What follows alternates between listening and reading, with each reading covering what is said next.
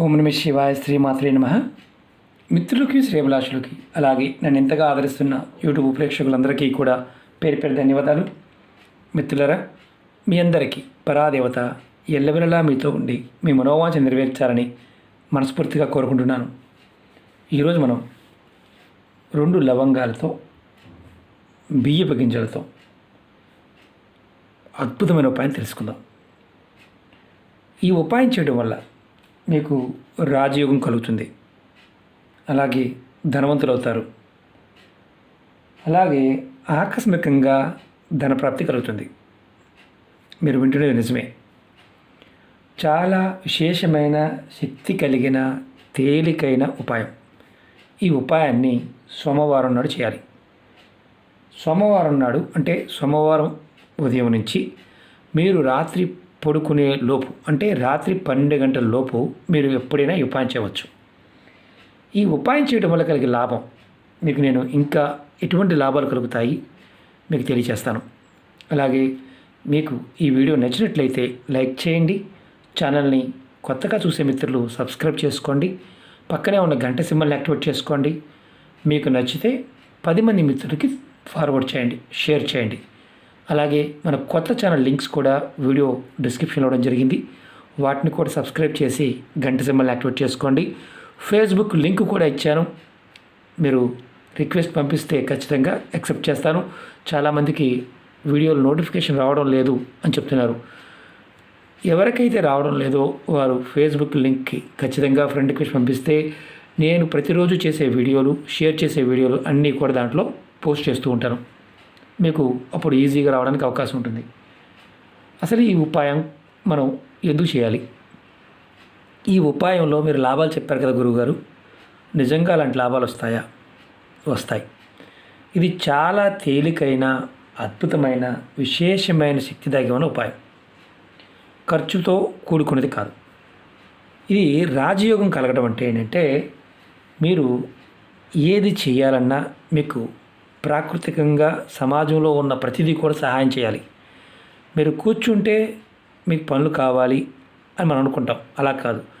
మీరు ఏది చేయాలనుకుంటే అది నిర్భయంగా చేయగలుగుతారు. అలాగే ధనవంతులు చాలామంది ఏమనుకుంటారంటే ధనం అంటే డబ్బు ఒకటే కాదు.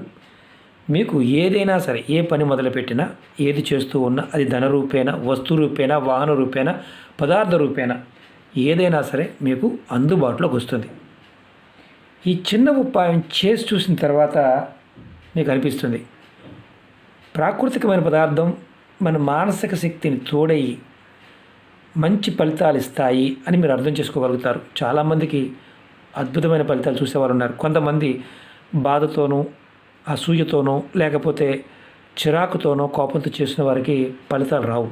ఎందుకంటే ఏది చేస్తున్నా ప్రేమ కలిగి ఉండాలి. ప్రాకృతికమైన శక్తిని పొందాలి అంటే ముందు మన మనసులో ఆ ప్రేమభావం కలిగి ఉండాలి.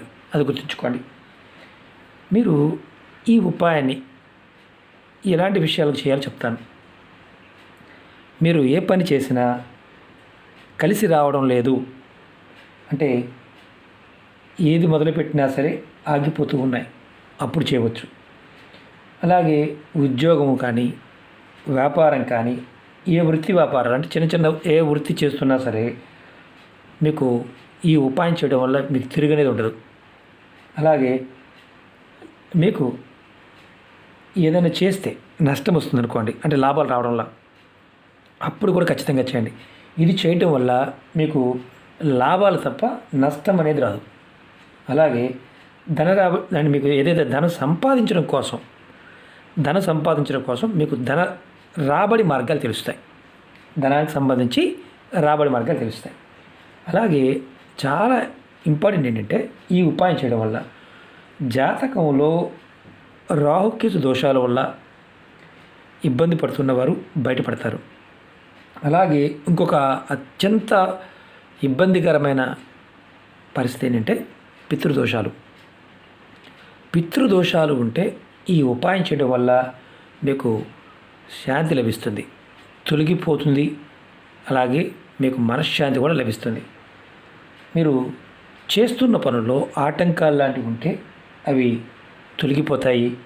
ఆటంకాలు అనేవి రావు. ఇది అంత శక్తివంతమైన ఉపాయం. మీరు ఇంకొకటి చాలా ఇంపార్టెంట్ ఏంటంటే, మీ పిల్లలు మీ మాట వినకపోయినా ఈ ఉపాయం చేయడం వల్ల వారు మనసు మారి, అంటే ఎవరైతే మీ మాట వినటం లేదో వారి మనసు మారి మీ మాట వింటారు, వారిలో మార్పు వస్తుంది, మీకు అనుకూలంగా మారతారు. అలాగే మనం అంతకుముందు మొట్టమొదటిగా చెప్పిన పాదం అంటే ఆకస్మిక ధన ప్రాప్తి. మనం ఏదైనా ఒక పని చేస్తున్నాము, డబ్బు లేదు, డబ్బు అవసరమైంది. ఆ సమయంలో మనకి అనుకోకుండా ఎవరో ఒకరు సహాయం చేస్తారు, ఆకస్మికంగా ధనం వస్తుంది. ఈ ఉపాయాన్ని ఆడవారైనా మగవారైనా చేయవచ్చు. ఆడవారు నెలసరి సమయంలో చేయవద్దు.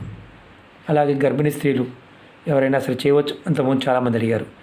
ఇది గర్భిణీ స్త్రీలు కూడా చేయవచ్చు, ఇబ్బంది లేదు. అలాగే ఎవరికైతే మైలు ఉంటుందో, అంటే మీకు ఎవరైనా చనిపోయి ఉన్నారు, పెద్ద కర్మ కాలేదు, వారు చేయమాకండి. పెద్ద కర్మ అయితే చేసుకోవచ్చు.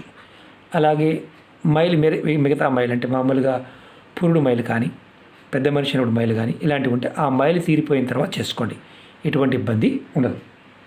ఈ ఉపాయాన్ని సోమవారం నాడు మాత్రమే చేయాలి, గుర్తుంచుకోండి. సోమవారం ఉదయం నుంచి రాత్రి పడుకునే లోపు చేయవచ్చు. మీకు నేను ఎందుకు ఎక్స్ప్లెయిన్ చేస్తున్నానంటే, ఎందుకు చేస్తున్నామో తెలిస్తే మనం సమస్య నుంచి బయటపడడానికి మార్గాలు తేలిగ్గా ఉంటాయి, అందుకే చెప్తున్నాను. ఈ ఉపాయానికి కావాల్సిన పదార్థం బియ్యపు గింజలు 7, 2 పువ్వుల లవంగాలు, కొంచెం కర్పూరం. అలాగే మీరు మీ ఇంట్లో మీరు పూజ ఎక్కడ చేస్తారో, అంటే దేవుడి గది ఉన్నా పర్వాలేదు, లేకపోతే ఏదైనా పటం పెట్టుకొని చేసినా అక్కడ చేయవచ్చు. ఈ ఉపాయాన్ని స్నానం చేసిన తర్వాత చేయాలి. మీరు దేవుడి గదిలో చేయండి. ముందుగా మీరు ఏం చేస్తారంటే, ఆవు నెయ్యితో కానీ, నువ్వుల నూనెతో కానీ, లేదా కొబ్బరి నూనె, ఈ 3 నూనెల్లో ఏదో ఒకటి, అంటే కొబ్బరి నూనె కానీ, అలాగే నువ్వుల నూనె కానీ, ఆవు నెయ్యి కానీ, ఈ మూడిట్లో ఏదో ఒక దానితో దీపారాధన చేయండి. 2 ఒత్తులు వేసి దీపం వెలిగించండి. తర్వాత ఈ 2 లవంగాల్ని, అలాగే 7 బియ్యపు గింజలు, అంటే బియ్యపు గింజలు 7 ఇలా తీసుకోండి. 2 లవంగాలు, బియ్యపు గింజలు 4, 5, 6, 7 గింజలు తీసుకోండి. ఇలా మీ కుడి చేతిలో పట్టుకోండి. ఎవరైనా సరే కుడి చేతిలో పట్టుకొని మీరు ఈ మంత్రాన్ని 7 సార్లు మనసులో తలుచుకోండి. ఈ మంత్రానికి గురుపదేశంతో పని లేదు. నేను ఈ మంత్రాన్ని వీడియో డిస్క్రిప్షన్లో కూడా పెడతాను. ఓం నమః శివాయ, ఇలా మీరు 7 సార్లు అనుకోండి. ఓం నమః శివాయ, ఓం నమః శివాయ, ఓం నమః శివాయ అనుకోండి. నమః లేదు, ఇది గుర్తుంచుకోండి. 7 సార్లు తలుచుకున్న తర్వాత మీ చేతిలో ఉన్న లవంగాల్ని, బియ్యపు గింజల్ని ఏదైనా ఒక ప్లేట్లో కానీ, లేదంటే మీరు హారతి ఇస్తారు కదా, హారతి ప్లేట్లో ఏదైనా పెట్టుకోండి. వీటిని పెట్టి కొంచెం కర్పూరం, మామూలు కర్పూరం కానీ, పచ్చ కర్పూరం కానీ ఏదైనా వేసి, ఇలా బియ్యపు గింజలు వేసి మీరు వెలిగించండి. నేను చూపిస్తాను. నేను ప్రతిదానికి పచ్చకర్పూరం వాడుతూ ఉంటాను ఎక్కువగా. నేను చూపిస్తాను, అది కూడా చూపిస్తాను. మీరు వెలిగించండి.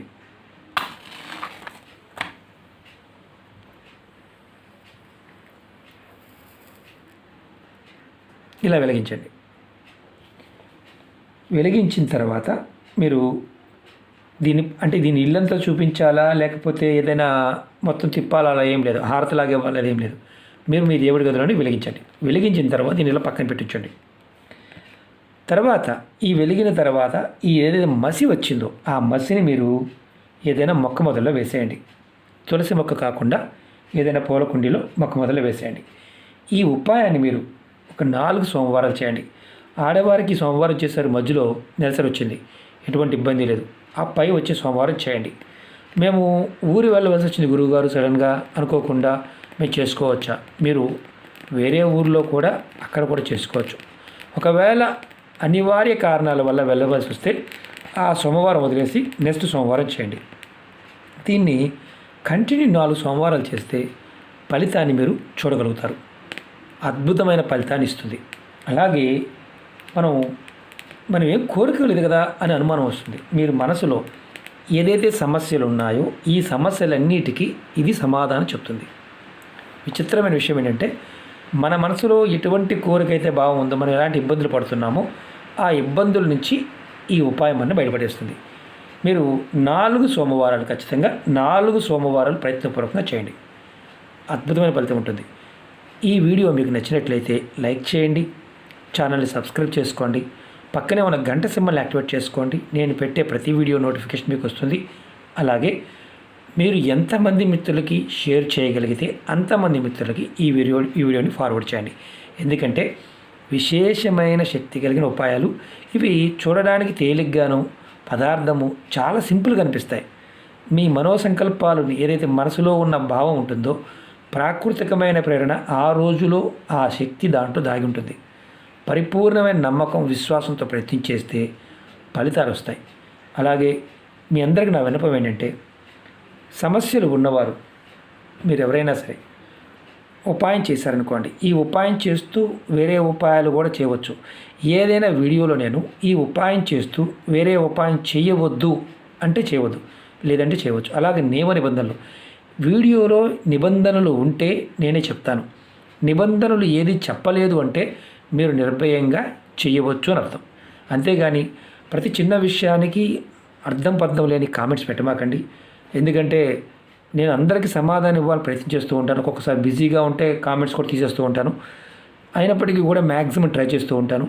ఎందుకంటే మీరు వీడియో పూర్తిగా చూస్తే మీకు పూర్తిగా అర్థమవుతుంది. వీడియో పూర్తిగా చూడకపోతే అర్థం కాదు. నాకు తెలుస్తుంది మీరు ఎవరు చూశారు, ఎవరు చూడలేదో మీ కామెంట్ బట్టి నాకు అర్థమవుతుంది. కాబట్టి వీడియో పూర్తిగా చూడటానికి ప్రయత్నించేయండి. ఫలితం కూడా అద్భుతంగా వస్తుంది. ఓకే మిత్రులారా, ఓం నమః శివాయ, శ్రీమాత్రే నమః.